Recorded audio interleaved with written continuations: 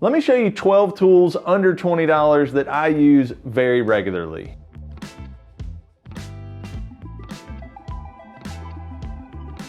None of these tools may be very life-changing, but they do have a convenience factor to them, and for the price, they're just good to have around. I've got links to all of them below. Those are affiliate links, so if you click that, it helps my channel, but it doesn't cost you anything. One of the first things that I think you should pick up is a 6-inch combination square. This one is made by Empire. I've had a couple different brands before.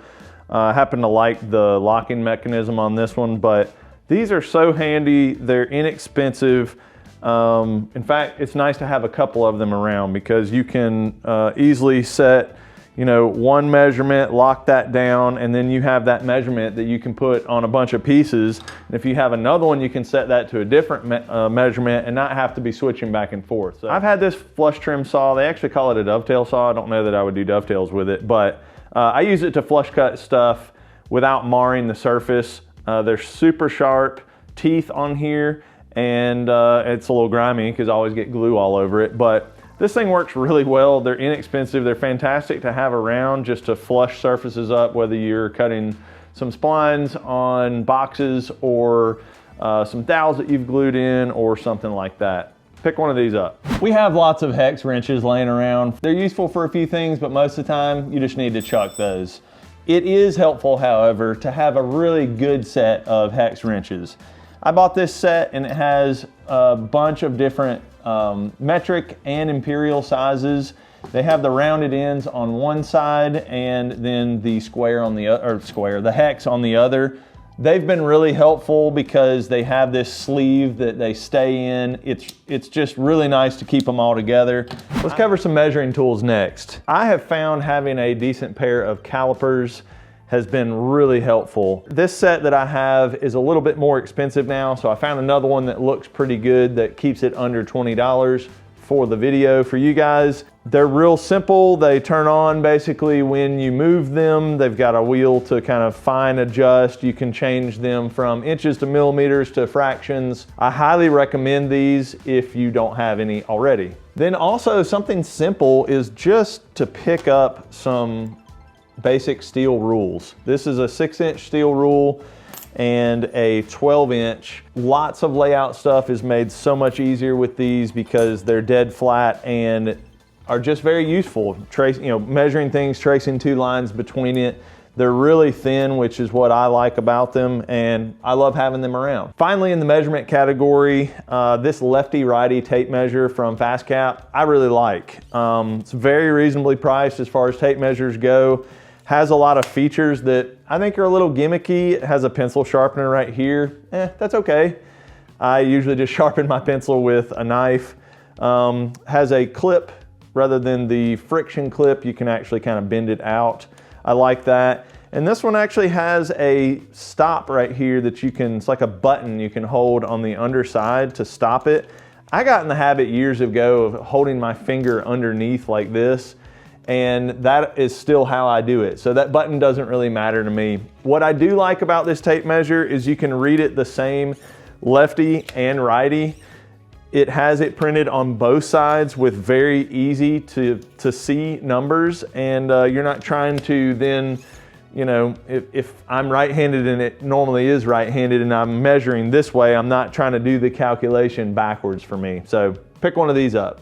Okay, on to the next. It took me a while to realize how useful these were, but I recommend picking up some magnets. These are neodymium magnets, and just putting them on your tools all over the shop.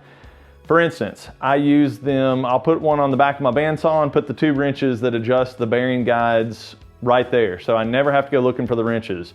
On the laser behind me, one of the little pick tools that cleans up the masking, I'll stick it to a magnet right to the tool. On the table saw, I have a backup measuring tape just stuck there. So I have them all over the place, and I recommend that you do the same. It's really easy. Something else that's not necessarily a tool, but I use it a lot, is 5-minute epoxy. When you need epoxy, this is really good stuff. And it comes with the set. So it's a good bit more economical than the little $6 or $7 pack that you only get a couple squeezes out of. These are some really nice heavy duty dividers. This one holds a pencil, just a standard pencil, and I believe it is the 10-inch model. This one's made by Grizzly, and I like it because it's really heavy duty. It's very robust and heavy, all machined steel, and just has a real nice feel to it. If you're wanting to make some templates, put a curved edge on something, circles obviously, or anything like that, I recommend picking up some of these. I recommend grabbing a bit set, not this particular one. This one was a little bit more expensive, but I found one on Montana Brand Tools site that was under 20 bucks, and it was a drill and driver set. So it had multiple things to go with the drill and driver. Just makes things convenient to be all in one pack. You can grab that and go do your project. This is a simple center punch. If you haven't used one before, the premise is you put your mark of where you want to drill something, you put this on there and then push it. It's spring loaded and it will actually make a little divot in your piece. This will greatly increase your accuracy when drilling either by hand or with the drill press, and these are very inexpensive. I like this one because it's got the bigger end on it, fits nicely in my palm, and you can adjust how much it kind of springs back, so I like that. All right, the final thing is just a basic utility knife. I happen to like these Husky ones. They have a really slim profile, and they're real easy to swap out the blade. They take a standard razor blade. You have no tools needed to get this out. You just slide it down and there you go. I like having these around. I linked to one that is under $20 below, but I like to pick them up in 3-packs.